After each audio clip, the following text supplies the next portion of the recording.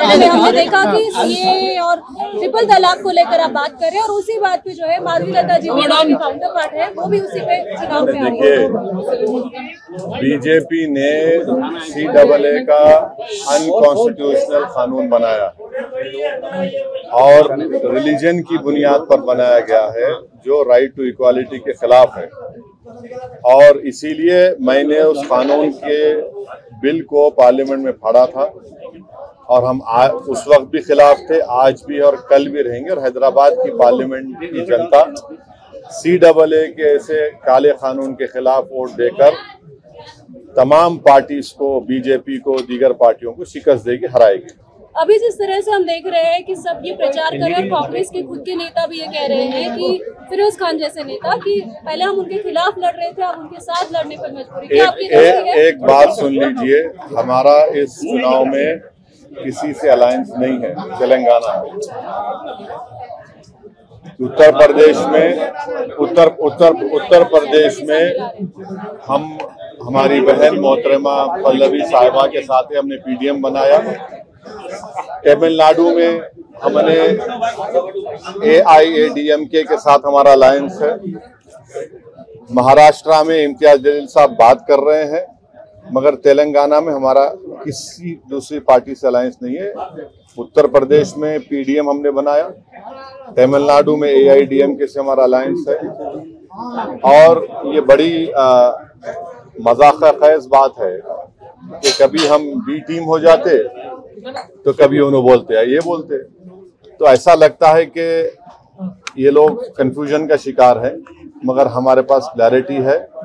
हम अपने काम पर, अपनी मेहनत पर और इंशाअल्लाह ताला अल्लाह की ज़ात पर कामिल यकीन करके हम इस इंतखाबात में हिस्सा ले रहे हैं। और मुझे यकीन है कि हमारे पार्टी के तमाम उम्मीदवार बहैसियत रुकने पार्लियामान MP कामयाब होंगे। सर, माधवी लता जी आरोप करते हैं कि आपके ऊपर, आपके यहाँ असेंबली पार्लियामेंट में तो तकरीबन 6 लाख से ज़्यादा बोकस वोट है, जिसके वजह से आराम से आप हर वक्त 3 लाख वोटों से जीतते हैं। ऐसा है, देखिए, आपको समझने की ज़रूरत है। कम से कम आप तो अपने आप को उस लेवल पर नीचे मत गिरा दीजिए। आप माशाल्लाह से एक जिम्मेदार सहाफ़ी है, जर्नलिस्ट है, आप पढ़े लिखे हैं, आप थम्स अप नहीं है। और आपको मालूम कि हर साल जनवरी में नामों का इंक्लूजन होता है, उसके बाद लिस्ट आती है इलेक्शन कमीशन ऑफ इंडिया की तरफ से, मैं उसको हेड नहीं करता हूँ। फिर हर एक को एक टाइम दिया जाता है कि वो ऑब्जेक्शन दाखिल करे। उसकी टाइम ख़त्म हो जाने के बाद फाइनल वोटर लिस्ट आती है। फिर इलेक्शन से पहले एडिशनल एंड डिलीशन की लिस्ट आने वाली है। अब आप बताइए, इसमें मेरा क्या रोल है? और आप इलेक्शन कमीशन ऑफ इंडिया को आप गाली दे रहे हैं, इसका मतलब? तो ये ऐसा है, हर पार्टी आती है और चुनाव से पहले इस तरह की बात करते हैं, मगर रियलिटी तो कुछ और ही है। और इस तरह की बात करने से आप हैदराबाद की इलेक्टोरेट को, जिसमें बैकवर्ड क्लास के हमारे भाई हैं, दलित भाई हैं, अल्पसंख्यक समाज, मुसलमान हैं, क्रिश्चियन हैं, उनकी आप तौहीन कर रहे हैं कि वो निकल कर वोट डाल रहे हैं। और उनकी वोट की वजह से सब पार्टी को वोट मिल रहे और MIM को कामयाबी मिल रही। अच्छा, अब और कुछ आपको पूछना है? सर, तेलंगाना के चीफ मिनिस्टर एक नया मुद्दा उठाया सर, जो 60 साल पहले तो गवर्नमेंट जॉब था, जो 61 ईयर्स तक था, जो वैसे हुकूमत थे। आप बता रहे कि 33 सर्विस होने के बाद उसे रिटायर कर दिया गया। नहीं, मैं उस बारे में पढ़ा नहीं। अभी पढ़ने के बाद ही मैं कोई तफसील बयान दे सकता हूँ। अभी पढ़ा नहीं उस बारे में। सर, ये एक मिनट, बीजेपी जो कैंडिडेट है वो आपके लिबास को लेकर कमेंट्स कर रहे हैं। तो दाढ़ी रखते हैं, मुछ निकालते हैं, कुर्ता ऊंचा पायजामा पहनते हैं, इससे कोई मुसलमान नहीं बनते हैं। मुसलमान की आइडेंटिटी तो ऐसा ही है ना, वो नरेंद्र मोदी ने भी कहा था कि लिबास देखकर पहचाने, उनका भाषण है। तो लिबास से नफरत है,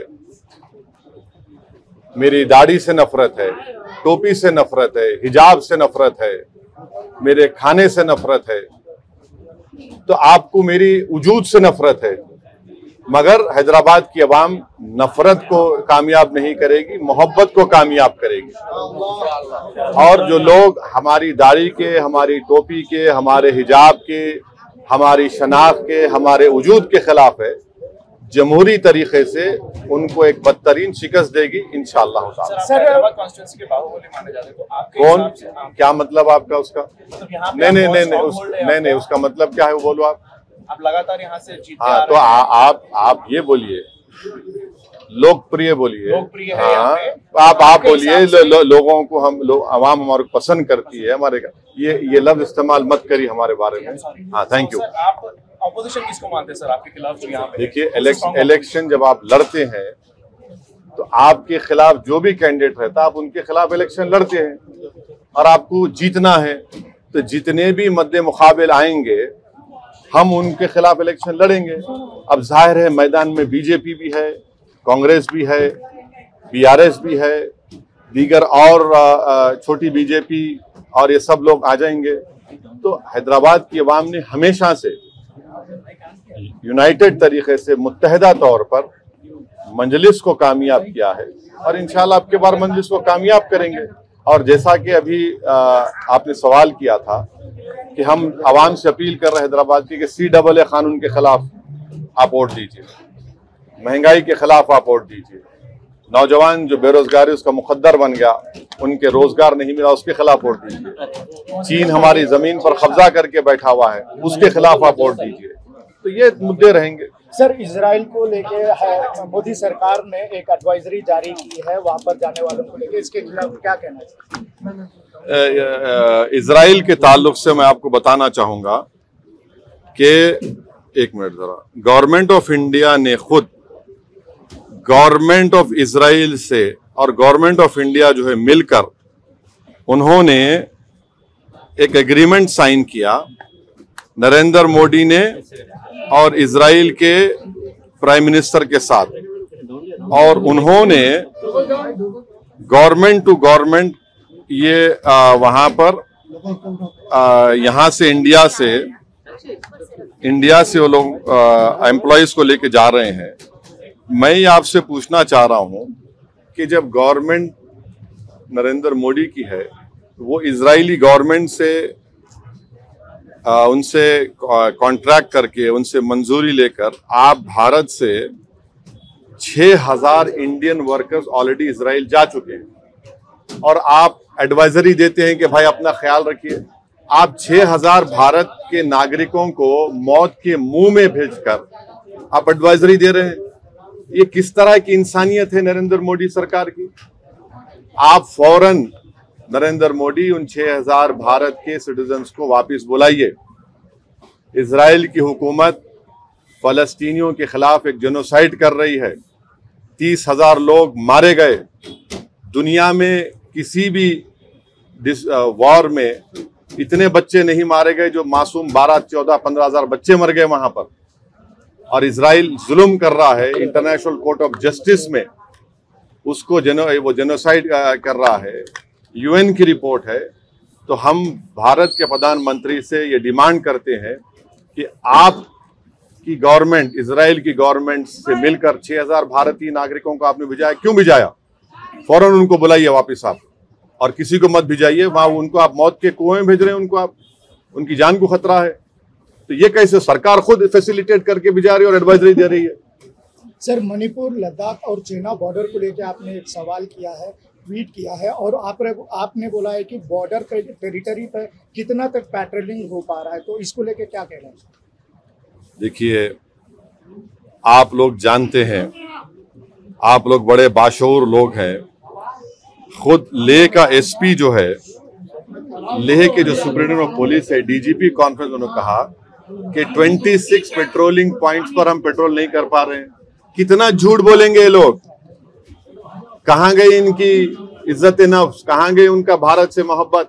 झूठ पे झूठ बोल रहे हैं। लेह का एसपी झूठ बोल रहा है तो उसको सस्पेंड करिए। फिर आप डीजीपी कॉन्फ्रेंस में कह रही है कि 26 पेट्रोलिंग पॉइंट पे हम नहीं जा सक रहे। 2000 स्क्वायर किलोमीटर डेप्सांग डेमचाक पे चीन कब्जा करके बैठा हुआ है और आप चीन के खिलाफ नरम रवैया अख्तियार कर रहे हैं। हो गया। सर हैदराबाद कॉन्स्टिट्यूंसी के अंदर आप डेवलपमेंट के फैक्टर पे बात करें तो लास्ट टाइम बीआरएस की सरकार थी, उन्होंने अच्छे खासे मास्टर प्लान्स लेके आए थे, तो आपको क्या लगता है कि वो प्लान्स कांग्रेस सरकार कंटिन्यू करेगी या बेहतर प्लान लेके आएगी? ये इंशाअल्लाह ताला जहां तक डेवलपमेंट की बात है, हम डेवलपमेंट कराते आए हैं और करवाते रहेंगे। अभी आप देख रहे हैं कि जब हैदराबाद में आज से 4 साल पहले डेल्यूज आया था, तो जिस इलाके में आज हम पदयात्रा किए वो तकरीबन इलाका पानी में था, मगर पूरे सिटी में आप जीएचएमसी के लोगों से पूछिए, सबसे पहले नाला वाइडनिंग का कहीं काम हुआ यहाँ पर हुआ। चंद्रायन गुट्टे में तो उससे पहले अकबरुद्दीन ओवैसी कराए थे।